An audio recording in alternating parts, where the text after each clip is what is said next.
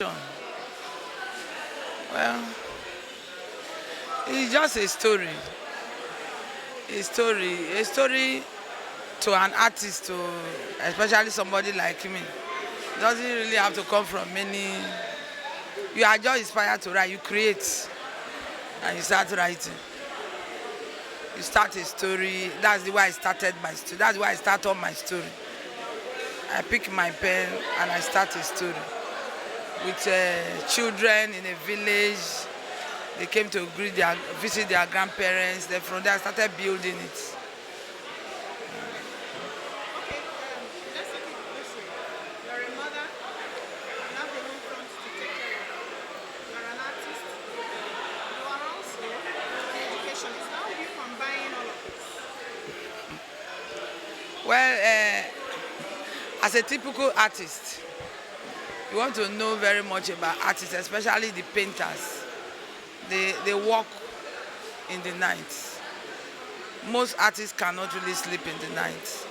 Between the hours of 11, 12, you just find yourself rolling on the bed. It's either you go up there to paint, to write a song, to write a poem, or to write a book.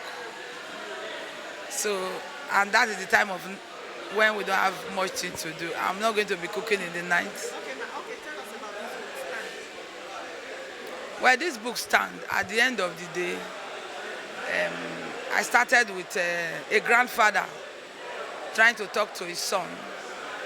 And finally, it ended at when he was in his school days, due to talent hunt and other things they were doing in school, music competition, he became a very good singer.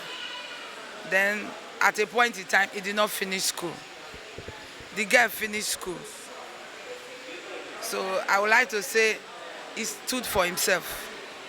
As a musician, he stood for himself. It doesn't matter if he went to school, if he went to a university, had a degree or whatever, he stood for himself. Then the woman who could not marry him, she still have to stand for herself.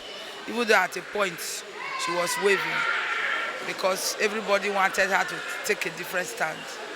And so it's just all about stand. And at the end of the book, I look at it and I said to myself that it is good you take a stand. Whether you are tall, take a stand for your height. If you are not tall, be happy about it. Take a stand. I'm a short person, and so what? I am fat, and so what? I'm slim. I went to school. I did not go to school. Don't allow anybody to intimidate you. You are a journalist, yes. I'm carrying my microphone. You are a doctor, that's your business with your stethoscope. So take a stand, be proud of who you are. And always be stand. Don't allow anybody to talk you down. Allow anybody to talk you down. Take a stand.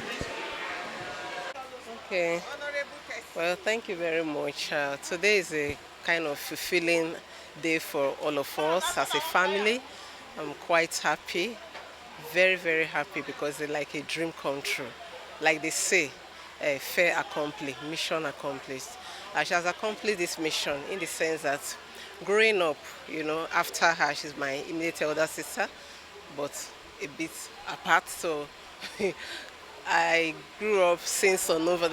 My father was buying novels for us, and so we read. Once he goes out, he comes back with novels for us to read. But apart from reading all of that, I still see some other handwritten novels, notebook, compilation of books, and I do read them, enjoying the stories. And it's my sister handwriting. I said, "This is your book." He said, "Yes." Very interesting ones. Like I love Adley Chase. When my mates were reading Miss Sambon, Emma and B, I read Adley Chase, James Adley Chase, and I see a lot of write-up. She taught me. My sister used to give me Adley Chase to read way back in secondary school. I went to a girls' school, and majority of the girls were Miss Sambon. But my sister was an Adley Chase, James Adley Chase fan. And so she reads and she gives to me, I'll be reading. And I fell in love with reading of novels, reading her own books, stories, telling us stories, interesting stories that after reading it, you kind of have moral lessons. It mirrors the society, like what she has written to the stand. It's a stand. She's telling the youths out there, that you should stand, take a stand, no matter what, no matter how it feels like. Don't get intimidated. You are tall, be happy you are tall. You are slim, be happy you are slim.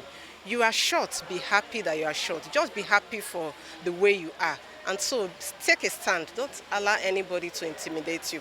And so that's the whole idea about the book, the summary of how that book is. And it's a book that the younger ones, parents should buy for their children, because you see the society nowadays, children are killing themselves. We just got a story of a 12-year-old that committed suicide, you know.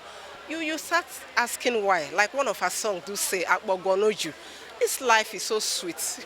When they say "Akbogonoju," Akbo means air, literally it means enjoyment, you know, happiness. The breeze, the air you breathe alone is a kind of a source of joy to you. So you don't have any reason, you don't have any right to kill yourself. Take a stand today and shun suicide. Take a stand today and shun immorality. Take a stand today and keep your head above the waters.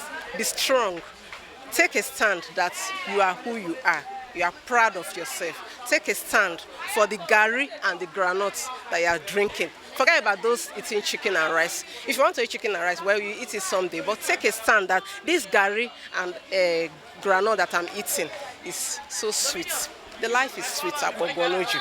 So I'm happy, I'm grateful that my sister has finally published our books that we are reading at home.